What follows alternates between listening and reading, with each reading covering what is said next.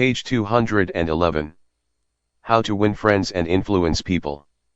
If you want to excel in that difficult leadership role of changing the attitude or behavior of others, use Principle 7. Give the other person a fine reputation to live up to. 8. Make the fault seem easy to correct. A bachelor friend of mine, about 40 years old, became engaged, and his fiancée persuaded him to take some belated dancing lessons. The Lord knows I needed dancing lessons, he confessed as he told me the story, for I danced just as I did when I first started 20 years ago. The first teacher I engaged probably told me the truth.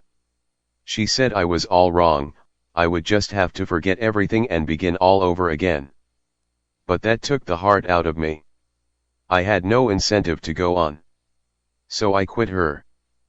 The next teacher may have been lying, but I liked it. She said nonchalantly that my dancing was a bit old-fashioned perhaps, but the fundamentals were all right, and she assured me I wouldn't have any trouble learning a few new steps. The first teacher had discouraged me by emphasizing my mistakes. This new teacher did the opposite. She kept praising the things I did right and minimizing my errors. You have a natural sense of rhythm, she assured me. You really are a natural-born dancer. Now my common sense tells me that I always have been and always will be a fourth-rate dancer, yet, deep in my heart, I still like to think that maybe she meant it. To be sure, I was paying her to say it, but why bring that up? At any rate, I know I am a better dancer than I would have been if she hadn't told me I had a natural sense of rhythm. That encouraged me. That gave me hope. That made me want to improve. Page 212. Tell your child, your spouse, or your employee that he or she is stupid or dumb at a certain thing, has no gift for it, and is doing it all wrong, and you have destroyed almost every incentive to try to improve.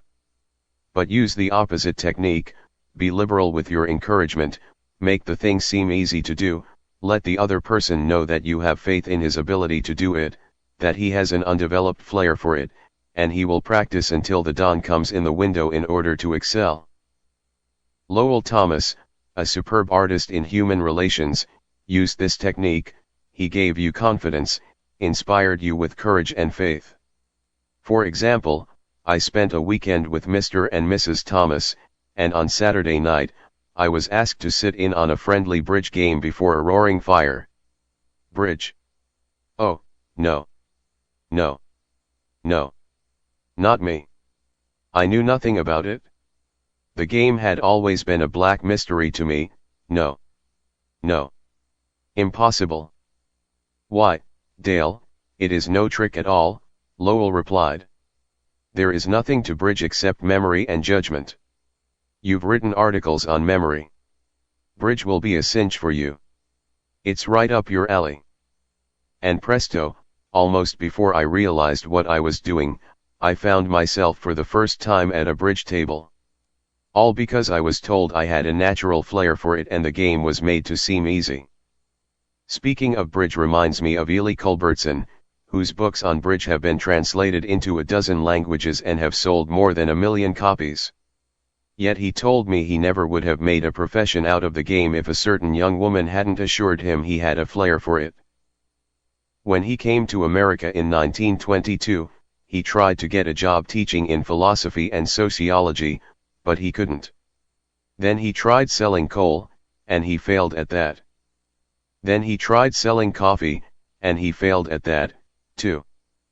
He had played some bridge, but it had never occurred to him in those days that someday he would teach it.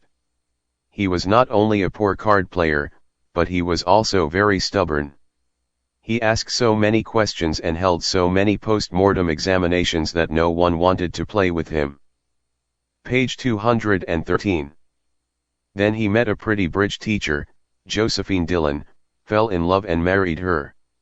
She noticed how carefully he analyzed his cards and persuaded him that he was a potential genius at the card table.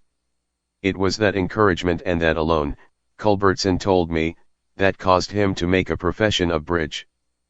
Clarence M. Jones, one of the instructors of our course in Cincinnati, Ohio, told how encouragement and making faults seem easy to correct completely changed the life of his son. In 1970 my son David, who was then 15 years old, came to live with me in Cincinnati. He had led a rough life. In 1958 his head was cut open in a car accident, leaving a very bad scar on his forehead. In 1960 his mother and I were divorced and he moved to Dallas, Texas, with his mother. Until he was 15 he had spent most of his school years in special classes for slow learners in the Dallas school system. Possibly because of the scar, school administrators had decided he was brain injured and could not function at a normal level. He was 2 years behind his age group, so he was only in the 7th grade. Yet he did not know his multiplication tables, added on his fingers and could barely read. There was one positive point. He loved to work on radio and TV sets. He wanted to become a TV technician. I encouraged this and pointed out that he needed math to qualify for the training. I decided to help him become proficient in this subject. We obtained 4 sets of flashcards: multiplication, division, addition, and subtraction. As we went through the cards, we put the correct answers in a discard stack. When David missed one, I gave him the correct answer and then put the card in the repeat stack until there were no cards left. I made a big deal out of each card he got right, particularly if he had missed it previously. Each night we would go through the repeat stack until there were no cards left. Each night we timed the exercise with a stopwatch. I promised him that when he could get all the cards correct in 8 minutes with no incorrect answers, we would quit doing it every night. This seemed an impossible goal to David.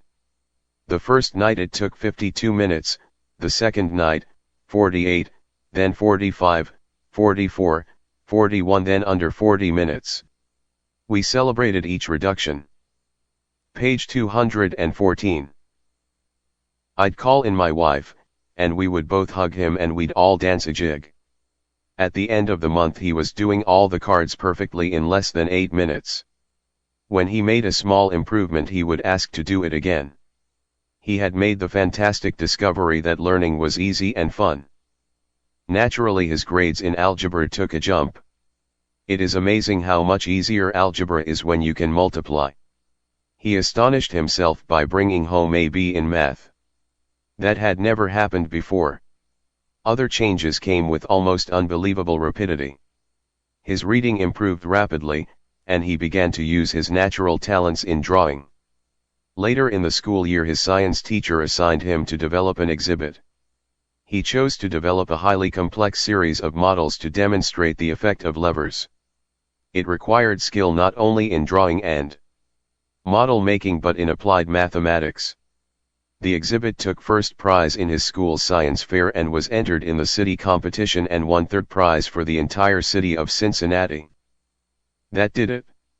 Here was a kid who had flunked 2 grades, who had been told he was brain damaged, who had been called Frankenstein by his classmates and told his brains must have leaked out of the cut on his head. Suddenly he discovered he could really learn and accomplish things. The result? From the last quarter of the 8th grade all the way through high school, he never failed to make the honor roll. In high school he was elected to the National Honor Society.